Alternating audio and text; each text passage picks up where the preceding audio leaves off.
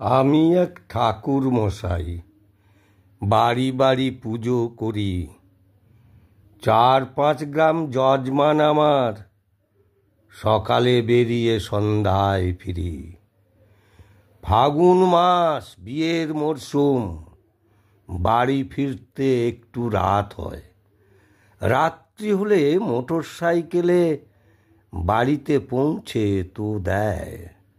সেদিন এক বিয়ের রাতে বাড়িতে ফেরার পথে প্রবল এক ঠান্ডা হাওয়ায় গাড়ি উল্টানোর সাথে সাথে আমাকে তুলে নিয়ে ভেসে গেল হাওয়ায় হাওয়ায়। বলছে, ঠাকুর মশাই, ভয় করো না, কোনো ভয় নাই, আমাদের মুক্ত করো, করোনাতে আমরা মারা যাই। আধ পোড়া করে দিয়েছে ফেলে, মুক্তির জন্য কিছু করে নাই। পৈশাচিক যন্ত্রণায় যাচ্ছি যে মরে, রক্ত পুঁজ খেয়ে জীবন বাঁচাই।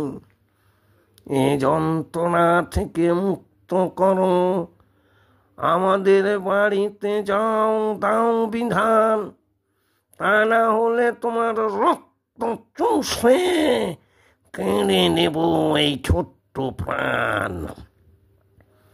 ছাঁচ কোলেতে কদিন থাকবো, মলমূত্র কদিন খাবো, গোয়ায় নিয়ে যাবে কিনা বলো?